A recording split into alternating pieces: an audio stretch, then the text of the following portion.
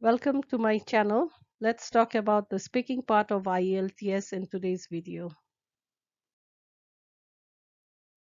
So the test takes 11 to 14 minutes, as I mentioned in my previous video, and the candidates are marked on 4 criterions. They are fluency, pronunciation, lexical resources, grammatical range, and accuracy. So moving back to fluency, like fluency means how quickly and how fluently the candidate can speak with the examiner, and the candidates must avoid using fillers, and fillers are what the examiners say, things such as doing when they are answering questions like this. Let me think, doing this, which sounds very bad when you're speaking with someone. Moving on to pronunciation, pronunciation needs to be accurate. For example, the word film, F-I-L-M. Most of the candidates, they have problem in pronouncing this word, especially candidates from South Asia.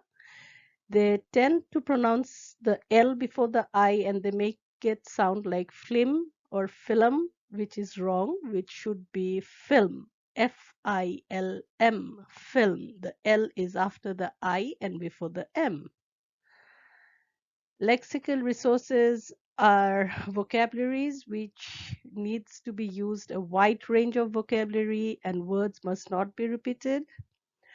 And grammatical range and accuracy, if the examiner asks the question in the present tense, the answers must be in present tense, and if it is in the past tense or in the future tense, the candidates need to answer depending on which tense the questions are being asked.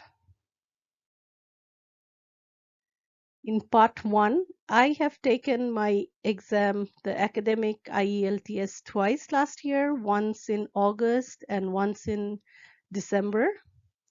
And in August, I scored 7 for my speaking, and in December, I scored 8 in my speaking. And that was the time when I decided I must make these videos and help other test takers. So I will just show you my answers, which I gave both the times. So after the examiner introduces himself or herself, when you enter the speaking examiner's room, he or she will say good afternoon or good morning or good evening, depending on the time of your speaking exam. And he or she will say, I am X or Y, I'm the speaking examiner for your speaking exam today, and will give a number which is his examiner number and say the candidate is C and the candidate number is 001529. Welcome to IELTS Test Center, center number 001, things like that. And then say, please have a seat. And we'll ask you, what is your full name? So these are the two ways you can answer. You can go by saying my name's Tasneem Iqbal Ali, or I'm Tasneem Iqbal Ali. Like here, we are contracting the words like I am instead of saying I am when we write. But in speaking, we say am, and same with name is. So we should not say my full name is. So we just go by saying my names. And then the examiner will be asking you, how may I address you? So if you have a nickname, you can go by your nickname or you just go with your first name. For my case, I said you can call me Tasneem. And then the examiner will be asking you, where are you from? So the first answer I'll be giving you was when the time I got 7, my answer was, I'm from Dhaka city, the capital of Bangladesh, which is in South Asia.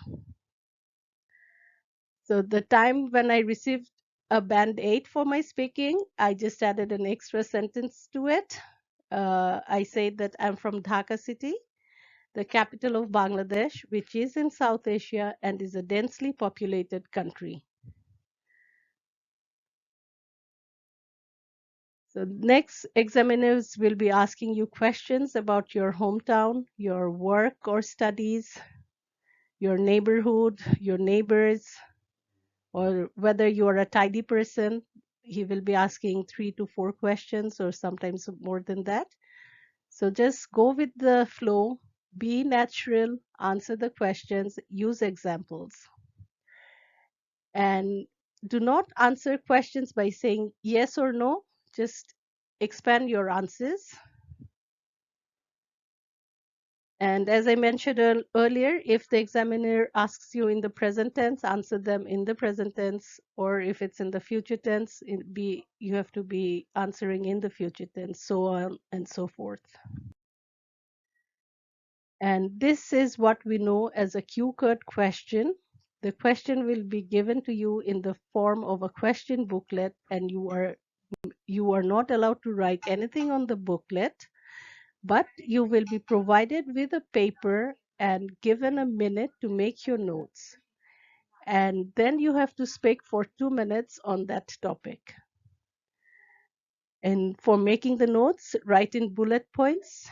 And it is better to start with a month, year, and the date if possible. And it is just the art of telling an interesting story. So don't be afraid of making up a year or a month, even if it is not the correct one, because the examiner will not come and check whether that is the correct year or not.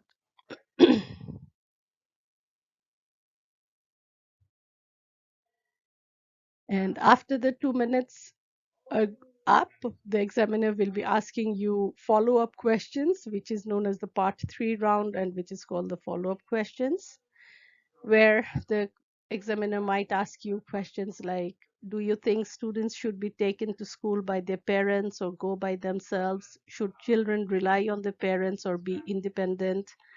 How can children become more independent? What is the effect if parents interfere with children's life too much?